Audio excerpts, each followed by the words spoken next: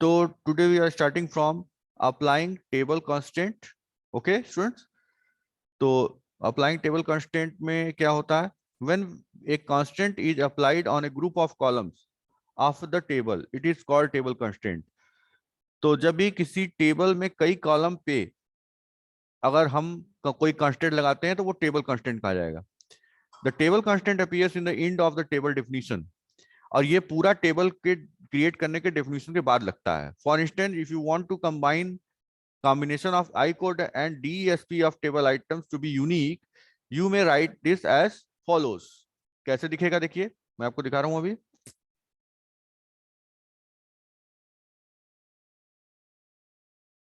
ये देखिए, दिख रहा सबको? तो इसमें देखिए यहां पे कैसे आपको दिख रहा है. देखिए यहाँ पे नॉट नल लगा, ये तो कॉलम कंस्टेंट है, ठीक है. लेकिन देखिए यूनिक कंस्टेंट हमने दो कॉलम पे लगाना था. तो हमें क्यू क्यू एच या आई कोड के आगे भी यूनिक लिख सकते थे. क्यू यू एच के आगे भी या डी एस सी पी के आगे भी हम लोग यूनिक लिख सकते थे. लेकिन हम लोगों ने क्या किया, यूनिक यूनिक कांस्टेंट लगाया ब्रैकेट में, इन दोनों कॉलम का नाम दिया. उसी तरह से चेक भी लगाया दो दो कॉलम पे, इसलिए इसको क्या बोल रहे हैं हम, table constant. It is clear? बोलिए बच्चों. Yes sir. ठीक है, तो इसको आप नोट कर लेंगे कि सर तो टेबल मतलब काम तो वही करेगा ना? काम वैसे ही करेगा. बस ये एक साथ कई कॉलम पे लगाते हैं तो उसको टेबल कांस्टेंट बोलते हैं. काम तो सेम तरीके से करेगा. ठीक है, यस सर. चलिए तो फिर आगे चलते हैं हम लोग बच्चों. The above statement ensures that the combination of I code and DSC in each row must be unique. Similarly, if you want to define primary key that contains more than one column, यानी कि अगर आप primary की बनाना चाहते हैं जिसमें कि दो कॉलम के बेस पे बनेगा, you can use primary key table constraint. For instance, if you want to declare a primary key for a table member as a combination of column first and last name, then it can be done as follows. तो student जब भी आप जो है इस तरीके के एक ही कॉलम जो है उससे प्राइमरी की नहीं बना सकते, जैसे कि मान लीजिए फर्स्ट नेम में डुप्लीकेट नेम आ जाएगा, तो हम दो कॉलम का मिक्सचर करके बनाएंगे. तो उस केस में हम यहाँ पे प्राइमरी की नहीं डिक्लेयर किए हैं, हमने प्राइमरी की यहाँ लिखा और ब्रैकेट में लास्ट में, ध्यान दीजिएगा, पूरे टेबल क्रिएशन के कोड के बाद उसी ब्रैकेट के अंदर यहाँ प्राइमरी की दो कॉलम के साथ डालिए. तो वो क्या हो गया, ये भी एक टेबल कांस्टेंट आया. इतना समझ में आया? बोलिए. Yes sir. ठीक है, किसी बच्चे को प्रॉब्लम है तो पूछिएगा. निधि, हर्षित, ठीक है. तो अब आगे चलते हैं बच्चों में. To define foreign key constraint for a group of column, foreign key table constraint should be use. For example, if a group of column ORD number and items to be declared as foreign key, it should be done as follows. तो मैंने foreign की लगा के आपको last में जो class लिया था और उसका वीडियो भी आपको सेंड कर दिया बच्चों, आप लोग देखे होंगे. तो उसमें फॉरेन की कैसे काम करता है, उसकी क्या रिस्ट्रिक्शन लगती है, सारा कुछ बता दिया है.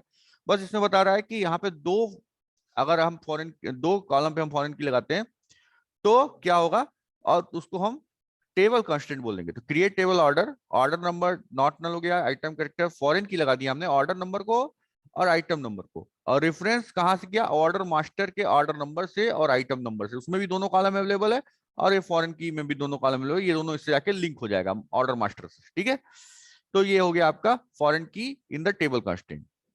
अब है assigning name to the constant. अब क्या है, कांस्टेंट का नाम हम कैसे रखते हैं. तो देखिए, by default MySQL assigns a unique name to each constant defined by you. MySQL names constant as sys_ch, where n is an integer that makes the constant name unique. ठीक है, क्या बोल रहा है कि जैसे इसमें आप इसका कांस्टेंट का नाम दे सकते हैं और उसका कोई नंबर भी दे सकते हैं. जैसे ये दिया है आप एग्जाम्पल एग्जाम्पल, ये आपका कांस्टेंट का यूनिकनेस कर देगा और आप कांस्टेंट का नाम भी दे देंगे. Are the constant names generated by MySQL, however you yourself can name the constant created by you. जैसे यहाँ पे बोल रहा है create table items, item number constant P_ item key, और यहाँ पे लिख लिया प्राइमरी की. तो इसका मतलब अब ये कांस्टेंट इस नाम से जाना जाएगा. ठीक है, उसी तरीके से और भी है. यहाँ पे आप देख सकते हैं create table orders, order number, constant, group underscore F की अंडरस्कोर ऑर्डर्स, ये आप अपने मन से लिख सकते हैं।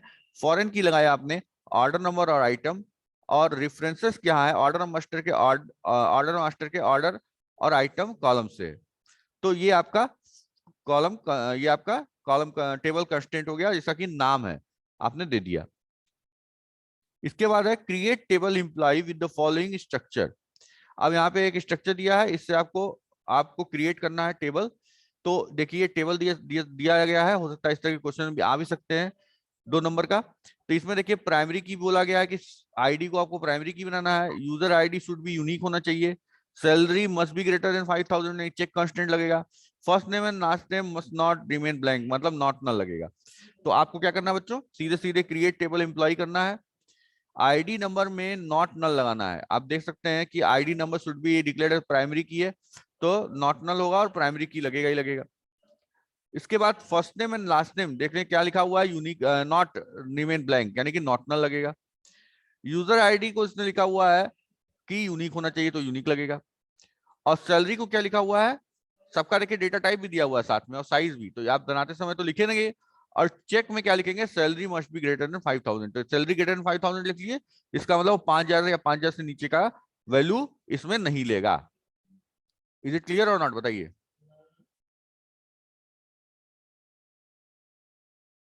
Yes sir. ठीक है, तो इस तरीके के क्वेश्चन बच्चों, एक क्वेश्चन आया था, आया हुआ है सैंपल पेपर में, इसको ध्यान देंगे, ये पूरा दिया रहेगा, कॉलम का नाम भी दिया रहेगा, उसका डाटा टाइप भी दिया रहेगा, उसका साइज भी दिया रहेगा, और इस तरीके से आपको लिखना पड़ेगा इसके कांस्टेंट के अकॉर्डिंग। ठीक है, हो जाएगा सबसे, बताइए किसी को कोई डाउट है तो बताए। सर इसमें टेबल कांस्टेंट कहाँ लगाया गया है? टेबल कांस्टेंट, ये सब कांस्टेंट ही है, जैसे ये प्राइमरी की कीजिए कांस्टेंट, नॉट नल लीजिए कांस्टेंट, यूनिक कीजिए कांस्टेंट, चेक कीजिए कांस्टेंट। कांस्टेंट मतलब क्या होता है, रिस्ट्रिक्शन। तो हम सारे कॉलम पे सर ये रिस्ट्रिक्शन तो लगा रहे हैं हम ना। लोग पहले भी लगाते थे ना।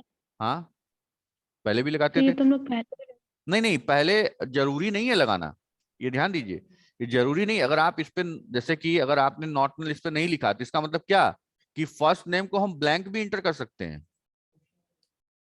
अगर हमने यूजर आईडी पे यूनिक नहीं लिखा, तो इसका मतलब कि वो डुप्लीकेट एंट्री भी ले सकता है। समझ में आएगी बात की नहीं। Yes sir. हाँ, इसका वीडियो भी हमने भेजा है बच्चों, स्वाति आपको, ये कांस्टेंट लगा के, उसमें आपको बताया गया है कि अगर आप ऐसे ही कोई टेबल बना देंगे, जैसे मैं आपको एग्जांपल देके बता भी दूं, कोई कंफ्यूजन ना रहे। देखिए,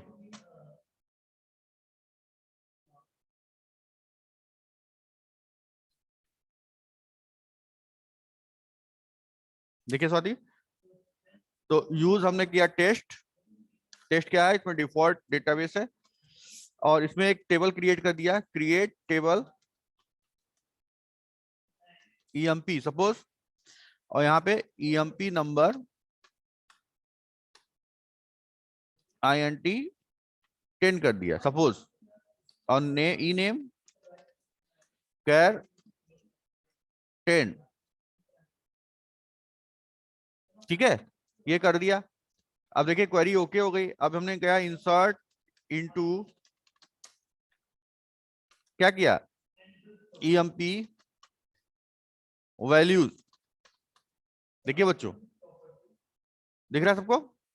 और हमने क्या किया, यस 1 सर। दिया, कॉमा, और ई नेम में हमने दे दिया स्वाति, ब्रैकेट क्लोज। देखिए, फिर हमने यहाँ पे क्या, इसको किया 2, और नाम में हमने रहने दिया स्वाति, दोनों वाले लिया, और सेलेक्ट एस्ट्रिक फ्रॉम, क्या करेंगे, ईएमपी। तो देखिए 2 बार स्वाति दिखा रहा है, बोलिए स्वाति। Yes sir. लेकिन अगर देखिए इसी टेबल को मैं नाम बदल दे रहा हूं, यहाँ पे EMP2 कर दिया हूं। ठीक है, ध्यान दीजिएगा, सेम टेबल में, खाली यहाँ पे ई नेम में मैंने यहाँ पे लिख दिया यूनिक। क्या लिख दिया, unique. It is a constant, जो कि मैं ई नेम नाम के कॉलम पे लगा रहा हूं।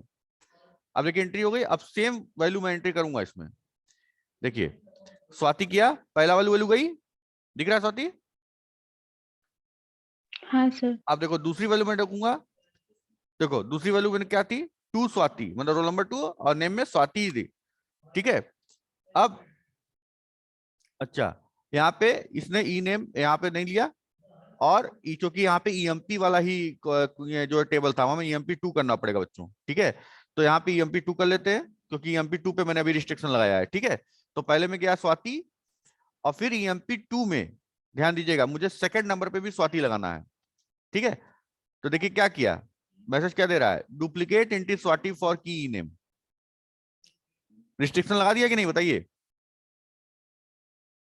देखे ना। Yes sir. अब देखिए इसमें मैं स्वाति में केवल ईएमपी 1 में देखूंगा तो 4 बार एंट्री हो गई है, क्योंकि वहां पे मैंने 2 बार उसमें लगा दिया था गलती से।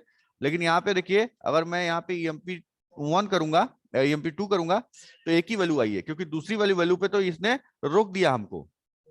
यहाँ पे यही ये कंस्टेंट लगा कि बोला कि यहाँ पे डुप्लीकेट एंट्री, क्योंकि आपने वहां यूनिक लिख दिया था। इज इट क्लियर और नॉट बच्चों, बताइए जल्दी से। यस सर, क्लियर हो गया।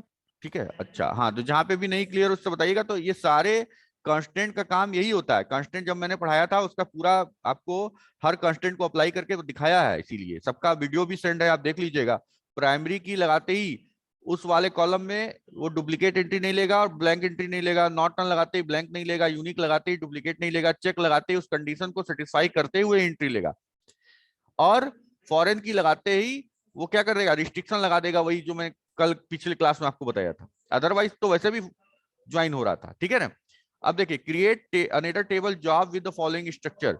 अब ये बोल रहा है कि क्रिएट टेबल करना है, जैसे कि आपका जॉब नाम का टेबल क्रिएट करना है, दिख रहा है सबको। और ये इसके कॉलम्स हैं, और ये क्या है, उसका डाटा टाइप और साइज दिया हुआ है। बोलिए बच्चों, सबको दिख रहा है? Yes sir. ठीक है। अब इसमें देखिए क्या लिखा हुआ है, ensure the following specification in the table. तो इसमें क्या इंश्योर करना है, जॉब आईडी प्राइमरी की बनाना है, job description allocation on due on can not be blank left. इसका मतलब क्या होगा, क्या लिखेंगे, कौन सा कंस्टेंट लगेगा बताइए?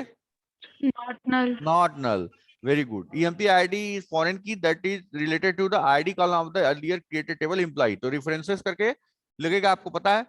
तो वही एकदम सेम तरीके से लिखना है बच्चों। सोल्यूशन में क्या लिखेंगे, create table job, job ID number 4 not null primary key, क्योंकि उसको प्राइमरी की बनाना है, नॉट नल के साथ लगाएंगे।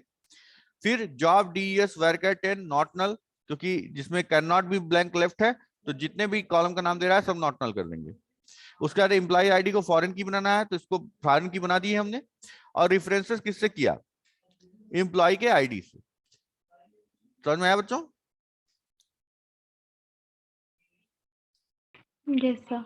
अब इसके बाद viewing table structure. Viewing table structure में आपको बताए हुए कैसे व्यू करते हैं, डीईएससी टेबल नेम से करते हैं, जो आप पहले से करते हुए आ रहे हैं। तो डीईएससी टेबल नेम करते हैं, जैसे यहाँ पे देखिए डीईएससी पेट करेंगे, डिस्क्राइब पेट करेंगे, एक ही चीज है, दोनों एक ही चीज है। जैसे मैं आपको यहाँ पे करके दिखा दे रहा हूँ, जैसे अगर आप इसके यहाँ पे लिख देते हैं डीईएससी ईएमपी, देखिए ईएमपी का 2 कॉलम बना हुआ है, और दोनों का बता रहा है कि कोई की नहीं लगाया है, डिफॉल्ट कुछ नहीं है, नल कुछ नहीं है। अब इसमें लगाए हैं अगर आप रिस्ट्रिक्शन, DEMP2 लगाइए, देखिए आपने की लगाया हुआ है यूनिक, देख रहे हैं ना, तो वो चीज में दिखा रहा है। समझ में आया बच्चों, बताइए। कोई बोल नहीं रहा है? यस सर, आ रहा है। ठीक है। अब देखिए इसमें आगे देखिए, MySQL will show you the complete structure of the table name PET shown below। अब देखिए जैसे मैंने अभी आपको करके दिखाया, वो ये करके दिखा रहा है, ध्यान देंगे इसमें डेट डेटा टाइप है, तो जहां पे अगर आपका डेट डेटा टाइप आएगा वहां पे डेट ही लेंगे। फिर अगर आपको अपना कई जितने भी टेबल उस डेटाबेस में बने हुए हैं अगर वो देखना है, तो शो टेबल्स करते हैं, ये तो आपको पता ही है। यहाँ पे देख लीजिए, अगर जैसे हम लोग अभी किस डेटाबेस में है, याद है स्वाति? Sir test. टेस्ट में, वेरी गुड, टेस्ट में है। और अगर हम इसमें 100 टेबल्स करेंगे, तो इसमें देखिए इतने सारे टेबल बने हुए हैं, 12 CS बस EMP EMP2 S2, इतने सारे टेबल बने हुए हैं, ठीक है। तो वही दिखा रहा है कितने टेबल, 100 टेबल मतलब कितने टेबल। और इस डेटाबेस से बाहर जाएंगे तो हम 100 डेटाबेसेस करेंगे, तो जितने डेटाबेसेस अवेलेबल हैं वो पूरे MySQL में दिखाएंगे। ओके, तो वही चीज यहाँ बताया है। अब देखिए एक नया चीज इसमें बता रहा है बच्चों, create creating table from existing table, मतलब कि एक टेबल जो है पहले से बना हुआ है और उससे हमें नया टेबल बनाना है, तो ये भी पॉसिबल है। जैसे you can define a table and put data into it without going through the usual data definition process. This can be done by using the select statement with create table, मतलब पहले से कुछ table बना हुआ है और आप उसमें से कुछ डेटा लेना चाहते हैं अकॉर्डिंग टू योर कंडीशंस, मतलब आपको फिल्टर लगाना है, उतना ही कॉलम आपको चाहिए, तो वो भी आप कर सकते हैं। जैसे यहाँ पे देखिए, इसमें इसमें अंतर क्या आ जाएगा, create table order item as select item code DSP from items where QH is less than ROL, यानी कि ये एक आइटम्स नाम का टेबल है बना हुआ, समझ रहे बच्चों, उसमें से इसको वो चाहिए, इनको दो कॉलम चाहिए केवल, उसमें से वही दो कॉलम चाहिए जिसमें कि QH नाम का जो कॉलम है उसकी वैल्यू ROL नाम के कॉलम से कम रहे। क्लियर हुआ कि नहीं बताइए? तो इस नाम का नया टेबल बन जाएगा, किस नाम का? ऑर्डर आइटम नाम का। बोलिए नहीं क्लियर है तो हम करके दिखाएं इसको,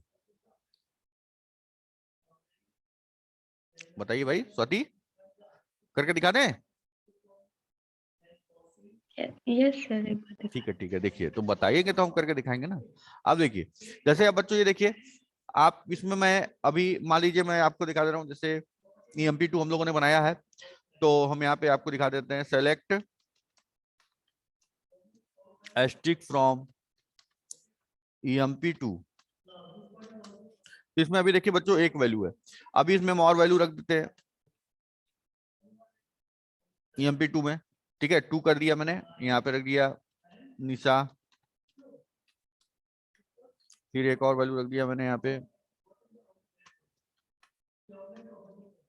थर्ड वैल्यू रख दिया हमने, रख गया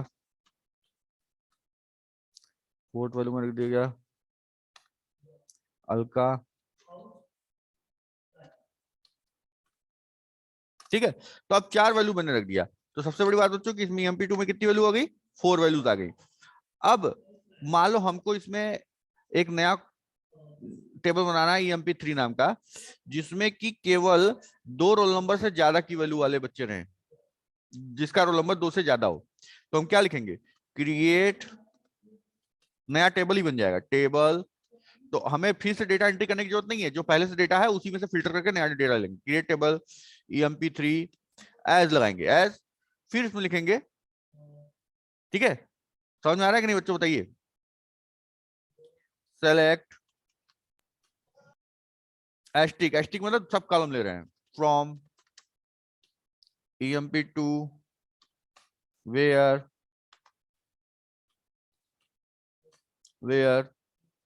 EMP नंबर ग्रेटर देन 2, ठीक है। अब देखिए, अब आप EMP3 को देखना चाहेंगे तो आपको दिखेगा EMP3 में कौन वैल्यू आएंगी? केवल प्रज्ञा और अलका वाला वैल्यू आएगा, देखिए समझ में आया कि नहीं बताइए?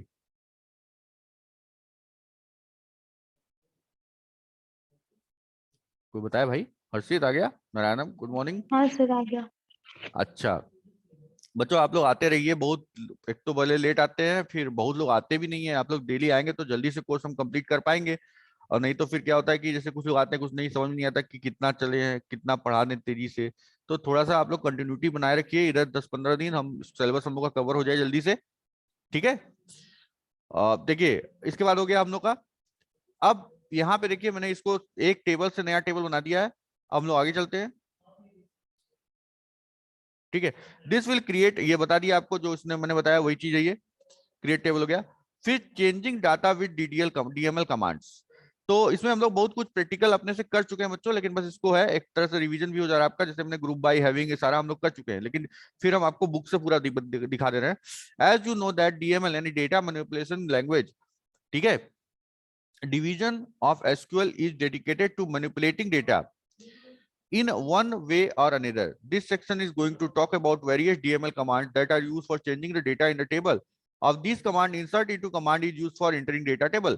तो आपका डेटा मैनिपुलेशन लैंग्वेज में कौन कौन से कमांड होते हैं? इसमें इंसर्ट इनटू कमांड है, जो भी डेटा को चेंज करने के काम में आता है वो डेटा मैनिपुलेटिंग कमांड होता है, या डेटा मैनिपुलेटिंग लैंग्वेज होता है, तो DML। तो inserting data in the table तो उसमें कैसे कैसे वैल्यू इंसर्ट करती है आप लोग अभी किए हुए हैं, टेबल अभी मैंने आपके सामने क्रिएट करके इंसर्ट करके दिखाया है, तो इसमें तो कोई डाउट नहीं बच्चों, बताइए। No sir. ठीक है, अब ध्यान देना है कि डीएमएल में सारे कमांड्स होंगे ये। Value are placed and is removed from attribute of a relation. तो ध्यान दीजिए, एट्रीब्यूट मतलब कॉलम, ऑफ ए रिलेशन मतलब टेबल। तो किसी भी टेबल का कोई भी कॉलम का वैल्यू जो है, अगर वो चेंज करना हो, रिप्लेस करना हो, रिमूव करना हो, द 3 डीएमएल कमांड्स क्या है? इंसर्ट है, डिलीट है और अपडेट है। तो ये सारा डेटा पे काम करता है, सारा डीएमएल में है, ध्यान दीजिएगा। These are all referred in SQL as update command in a generic sense. In our text, lowercase update will indicate this command generically and the uppercase for the keyword update. ठीक है, तो आगे बता रहा है क्या कि आपका जो कैपिटल में लिखा हुआ है वो आप समझिए कि वो कमांड लिखा हुआ है। जैसे आप देख रहे हैं यहाँ पे इंसर्ट इनटू लिखा हुआ है, तो ये कमांड है। वैल्यूज कमांड है, इसमें जो टेबल नेम एंगल ब्रैकेट में लिखे हुए हैं और ये जो एंगल ब्रैकेट में लिखा हुआ है इसको आप अपने हिसाब से चेंज कर लेंगे। ठीक है, जैसे कि आप यहाँ पे इंसर्ट इनटू एम्प्लॉइज, तो आप देख रहे हैं इंसर्ट इनटू तो लिखना ही है, एम्प्लॉइज क्या है? टेबल का नाम है, फिर वैल्यूज रहेगा ही, और फिर इसमें जो नंबर रहेगा वो बिना सिंगल कोटेशन के होगा, और जो करेक्टर रहेगा वो सिंगल कोटेशन मार्क में होगा। इतना क्लियर हो गया बच्चों?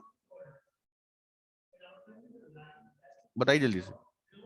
Yes sir. यस ठीक है, सर। ओके, तो फिर ये वाला सब आपको समझ में आता है। इंसर्ट इनटू हम लोगों ने काफी किया हुआ है, तो यहाँ पे भी आप देख सकते हैं इंसर्ट इनटू एम्प्लॉइज। तो इसका एक तरीका मैंने आपको ये पहले बताया हुआ है कि अगर हम एम्प्लॉइज के बाद डायरेक्ट वैल्यूज लिखते हैं तो बीच में ये चीज स्किप हो सकती है। ये अगर स्किप करेंगे तो जिस सीक्वेंस में आपने टेबल क्रिएट किया था उसी सीक्वेंस में और पूरे कॉलम की वैल्यू देना जरूरी हो जाएगा यहाँ पे। लेकिन अगर आप कॉलम नेम के बाद इस चीज को लिखते हैं, मतलब कॉलम्स के नेम को ब्रैकेट में, तो यहाँ पे आप जितने कॉलम का नाम लिखेंगे और जिस सीक्वेंस में वैल्यू देंगे उतनी ही वैल्यू उसी सीक्वेंस में देनी होगी। क्लियर है? बताइए बच्चों। Yes sir. ठीक है ना? कोई डाउट है तो बताए भाई। कोई नहीं बोल रहा है। No sir. ठीक है, नो सर। ओके। अब इसमें देखिए फिर क्या, this columns that are not listed in insert column will have their default value if it defined of them otherwise null value. कहने का मतलब अगर आपने डिफॉल्ट कांस्टेंट लगाया है, जो कॉलम आपने यहाँ पे मेंशन नहीं किया उस टेबल का, तो अगर आपने डिफॉल्ट कॉलम लगा, डिफॉल्ट कांस्टेंट लगाया है, तो उस कॉलम में डिफॉल्ट वैल्यू जो आपने दिया होगा वो इंटर हो जाएगा, अदरवाइज क्या इंटर हो जाएगा? नल इंटर हो जाएगा। ठीक है, ये तो आप पहले भी करके देख चुके हैं। If any other column that does not, ये तो हो गया। फिर आगे देखिए, does not have default value and is defined not null, it is skipped or omitted, an error message is generated and row not added। मतलब कह रहा है अगर किसी कॉलम पे आपने डिफॉल्ट वैल्यू भी नहीं लगाया है और वहां पे आपने नॉट नल कांस्टेंट लगा दिया, तो इसका क्या मतलब? फिर एरर दे देगा, क्योंकि वो नॉट नल आप लिख दिए, कांस्टेंट लगा दिए, तो आप नल उसको छोड़ नहीं सकते और डिफॉल्ट वैल्यू आपने दिया नहीं, तो क्या होगा? ब्लैंक वैल्यू लेगा नहीं, तो क्या करेगा? एरर आ जाएगा। क्लियर हुआ बच्चों कि नहीं? बताइए, बोलते रहिए। Yes sir. ठीक है, फिर आगे यस देखिए, sir. Okay, add the following data in the about table employee. अब देखिए इसमें ये जो डेटा दिया है टेबल में, इसको बोल रहा है एंट्री करने के लिए। तो आप ये देख सकते हैं बच्चों कि इसमें one Dim Joseph J Dim 5000 है, तो इसको कैसे इंसर्ट किया? Insert into employee. फिर सारे कॉलम का नाम लिखा है, ID, first name, last name, user ID and salary, पूरा ही कॉलम लेकर नाम लिख दिया। तो अगर ये देख रहे हैं आपकी पूरा कॉलम का नाम लिखा है तो आप स्किप भी कर सकते हैं। उसके बाद वैल्यूज करके जितना ये पहले लाइन में दिया है सब वैल्यू डाल दिए, केवल जो करेक्टर वाली वैल्यू है उसको क्या कर दिए? सिंगल कोटेशन मार्क में रख दिए। ओके, तो इसी तरीके से बच्चों देखिए इसने सारी वैल्यूज को एक एक लाइन, हर बार में एक ही लाइन होगी और एक एक करके एंट्री करेंगे। ठीक है, बोलिए बच्चों। Yes sir. आप देखिए इसमें क्या, इसमें एक चीज और बता रहा है कि populate table with next two record without mentioning the column list in the insert column. मतलब एक में देखिए कॉलम लिस्ट बना के दिखा है, एक में बिना कॉलम नेम के दे दिया, तो इसमें भी बिना कॉलम नेम के दे दिया। अब देखिए इसमें देख रहे हैं आप तीसरे वाले में क्या लिखा? Populate table fourth record with entry only ID and first name. Only ID and first name का मतलब कि केवल आईडी और फर्स्ट नेम एंट्री करनी है, तो आपको दोनों ही कॉलम का नाम केवल देना होगा, बाकी कॉलम का नाम मेंशन नहीं करेंगे। बात समझ में आई कि नहीं बच्चों, बताइए। Yes sir. तो फिर केवल यही दो वैल्यू देंगे हम, ठीक है। अब देखिए, तो इसमें ये 3 वैल्यू देनी थी, तो केवल यही 3 वैल्यू देंगे, तो जो देंगे वही देंगे। अगर हमें और बाकी वैल्यू हमें छोड़नी है तो हमें ये श्योर करना पड़ेगा कि हम इसके बाद ये कॉलम का नाम दें। इसके बाद बच्चों आप देख लीजिए, as you note the following command is used to insert new row with values from all columns of the table. तो आपको ये मैंने बता दिया कि ऑल्ट कॉलम करना होगा तो यहाँ पे कॉलम का नाम देने की जरूरत नहीं है, और अगर कुछ कॉलम नेम स्पेसिफाई करना होगा तो यहाँ कॉलम का नाम देने की जरूरत है। अब फिर क्या बोल रहा है, let us now learn how to insert null and date values and data from the other table. किसी दूसरे टेबल से डाटा लेना हो या फिर डेटा या नल वैल्यू एंट्री करनी हो तो कैसे करेंगे। तो यहाँ पे देखिए बच्चों, इंसर्टिंग नल वैल्यूज है, कैसे करेंगे। To insert a value null is a specific column, you can type null without quotes, यानी null will be inserted in the column. तो अगर आप नल देना ही चाह रहे हैं अपने से तो आप यहाँ पे नल लिख देंगे बिना कोटेशन मार्क के, कोटेशन मार्क देंगे तो वो वैल्यू हो जाएगा, यानी कि आप NU लिख दीजिए, वहां पे नल एंट्री हो जाएगी, ठीक है। और अगर आपको डेट इंसर्ट करनी है तो आपको याद रखना पड़ेगा कि इस फॉर्मेट में डेट इंसर्ट करेगी जिसका कि डेटा टाइप आप डेट लिए रहेंगे। तो डेट में आप ये सिंगल कोटेशन में YY मतलब 4 डिजिट का आपको पहले ईयर लिखना पड़ेगा, फिर डैश लगाना पड़ेगा, फिर मंथ लिखना पड़ेगा 2 डिजिट में। जैसे अगर फरवरी लिखना है तो आपको 02 लिखना होगा और फिर डैश देके DD करना पड़ेगा। Is it clear? Yes sir. Okay, तो डेट भी हम लोगों ने इंसर्ट कर रखा है। इसके बाद inserting date from another table, data from another table, तो ये भी हम लोगों ने किया। इंसर्ट इनटू ब्रांच 1, ब्रांच 1 क्या है, एक नया टेबल का नाम है, और उसके अंदर हमने क्या कर दिया, select asterisk from branch 2 where gross is greater than 7000। तो क्या होगा, इसके कंडीशन के बेस पे अगर जो भी डेटा स्पेसिफाई कर रहा होगा वही इस वाले टेबल में ब्रांच 1 में जाएगा। क्लियर हुआ कि नहीं? जैसे हमने अभी टेबल क्रिएट किया था, एक टेबल से दूसरा टेबल क्रिएट किया था विद डेटा, अब इसमें क्या करना है, दूसरे टेबल से डेटा भरना है किसी दूसरे टेबल में। बोलिए। तो इसमें ध्यान ये रखना है कि both the table must be already created, दोनों टेबल क्रिएट होना चाहिए और कॉलम भी सेम होना चाहिए। The column of the table being inserted using must match the column output by the sub query, मतलब वो कॉलम और उसका डेटा टाइप भी मैच होना चाहिए। कोई डाउट है बच्चों? सर एक बार इस वाले को करके ठीक दिखा है, आप देंगे। देखिए, वेरी गुड। अब देखिए, इसको जिसमें डाउट है उसको बताइए हमें। अब देखिए, जैसे हम लोगों ने यहाँ पे क्या किया बच्चों, जैसे कि एक हम लोग टेबल बनाते थे, क्रिएट टेबल, मान लीजिए बना लिया मैंने, और ये बना लिया EMPLOY डबल एम्प्लॉई, और इसमें ले लिया हमने क्रिएट टेबल एम्प्लॉई, और इसमें ले लिया EMP नंबर INT, और दे दिया हमने 5 कॉमा ई नेम कैर, और हमने दे दिया 10, ठीक है, और सेमीकोलन दे दिया। और इसके बाद हम लेने इंसर्ट इनटू, ठीक है, इंसर्ट इनटू किया, और वैल्यूज कर दिया बच्चों, क्योंकि मैं ऑल कॉलम वैल्यू जानिए, 2 ही कॉलम है तो दो ही कॉलम मैंने हम लोगों ने वैल्यू रख दिया, कामा ले दिया, जैसे स्वाति रख दिया कामा, ठीक है। और EMP नंबर रखना था, हमने रख दिया 1 कॉमा, पिछले वाले ही कॉलम की तरह। इंसर्ट इनटू टेबल का नाम नहीं रखा। कितना समझ में आ रहा है बच्चों? बोलते रहो। Yes sir.